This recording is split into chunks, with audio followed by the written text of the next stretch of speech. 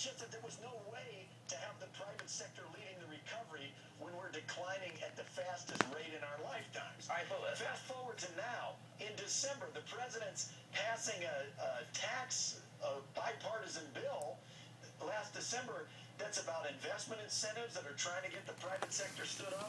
Payroll tax cut, go to 150 million workers. Strikes me that's the style of things that are going to leverage the private sector. How we should do it now. But you can't make the argument to me.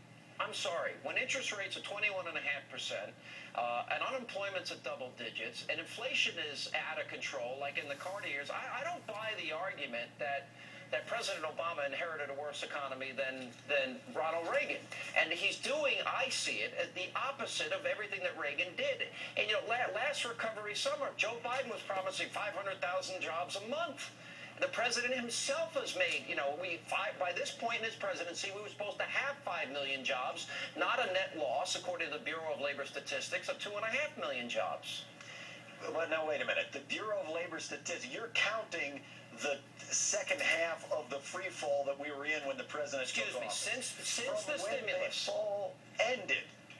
When the stimulus was passed, I mean, it's been spread out over 3 years. Okay, so since the stimulus was passed, it's been nearly 3 years. Over the 17 months. Wait, take the 17 months where we're actually growing fairly robustly. We're losing 400,000 jobs at the beginning of this year. We're losing. We added 2.5 million.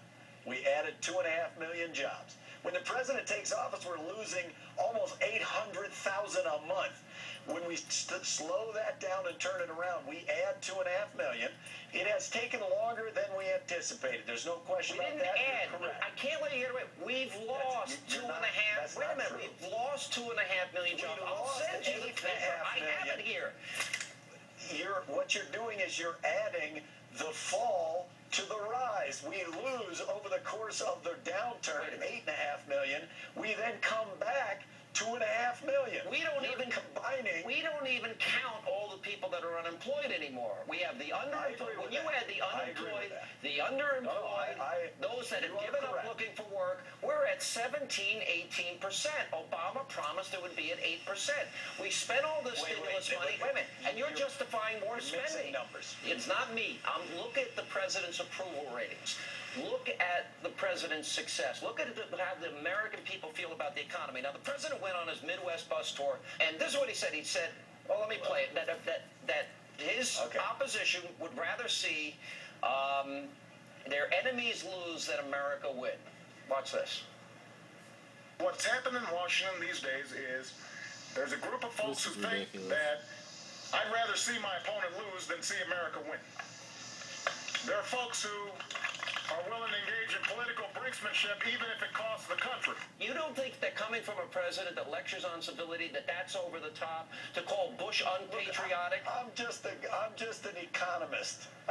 You're out of my area. I do know that when the city of Chicago didn't get the Olympics and the Olympics weren't coming to the U.S., they cut to some groups of people, and those people were cheering that America didn't get the Olympics. Can you name? I don't understand that mentality. What Republicans are on this list that they want to see America lose so their party can do better? Who are they? I don't know that it's Republicans. I don't know that it is certainly not all Republicans. Absolutely not.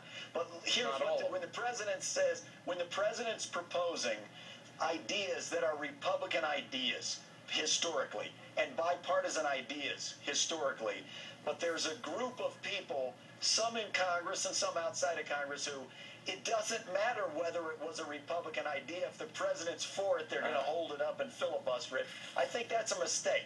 Well, I think it's a mistake. There are a lot of things we can agree on. I know you keep saying that. All right, we got to run, and when the president supports tax cuts, deregulation, and supports a free market economy, I'll support him. I'll be his champion on this program. He does, and he has. He does. I'm going to hold you to that. He's a socialist. I'm going to hold you to that. Coming up, we're tracking Hurricane Irene as she barrels up the eastern coast. We'll have a live report from Atlantic City, New Jersey, where casinos are being shut down and people are evacuating.